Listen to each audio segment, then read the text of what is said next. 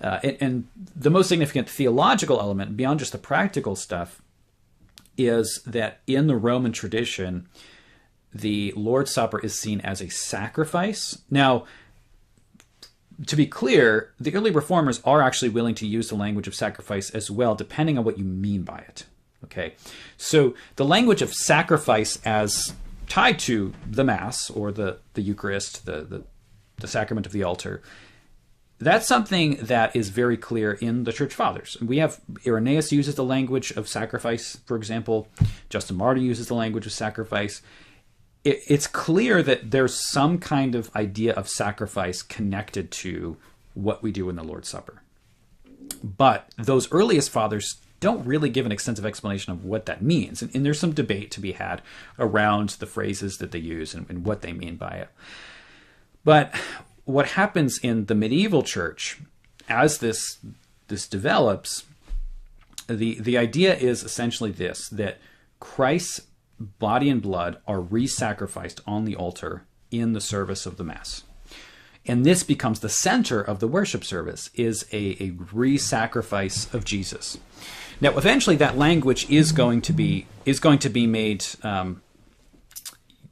far more clear, in that it's not going to be said to be a re-sacrifice per se, but a representation of the once-for-all sacrifice, meaning it's not different than the sacrifice at Calvary. It's a representation of the same sacrifice on the altar. That change comes, I think, largely because of the Reformation, because in the pre-Reformation sources that Luther is dealing with, they're definitely not so careful. And when you do have, a text like Hebrews that specifically says Christ died once, like there's no place for another death of Christ. So the explanation does end up shifting.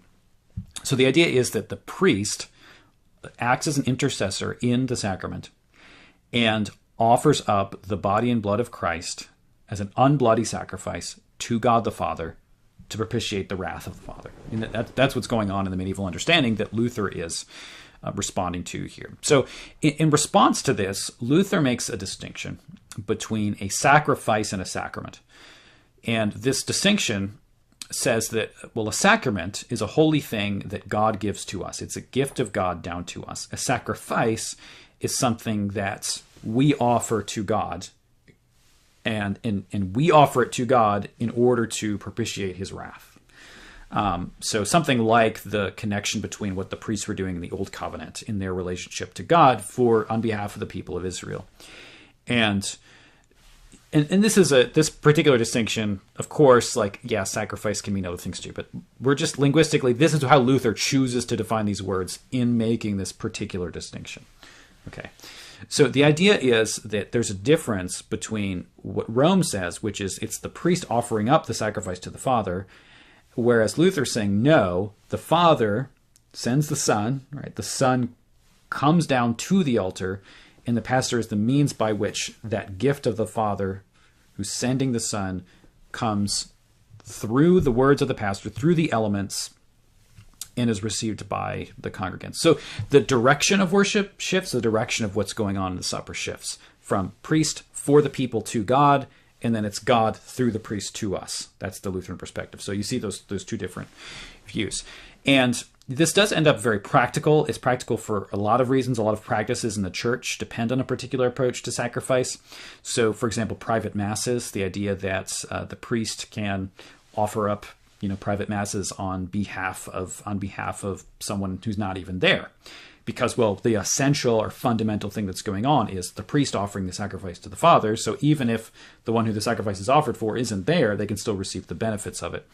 And that is this kind of rending of the sacrifice, or the what the priest is doing, what the pastor is doing, from the actual reception by the congregant or the communicant.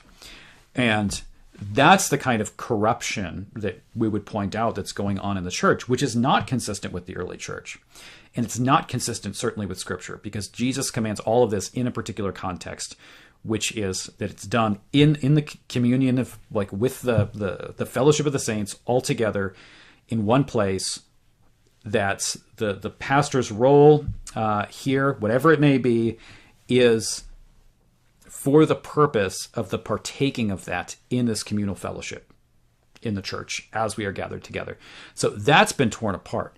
Now, we can talk, as I mentioned, the church fathers do speak about it at the supper as a sacrifice. Philip Melanchthon has a lot of writing on this, especially in the Apology of the Augsburg Confession. And there's some ways we can talk about sacrifice in connection to the supper. For example, the term Eucharist literally means thanksgiving. Part of what's going on when we commune with God, when we fellowship with God, and we do this in the worship service, is that as he grants his grace to us, we respond with thanksgiving. And there is a sacrifice of thanksgiving. This is what Paul references in Romans 12, for example, that we are living sacrifices. So we are to offer ourselves as a sacrifice of thanksgiving and praise. So can we talk about sacrifice in the sacrament of the altar? Yeah, in a sense, if what we're saying is, as God gives us his grace, we offer ourselves as a living sacrifice in thanksgiving. So our sacrifice is a response of praise to Christ's once for all sacrifice for us.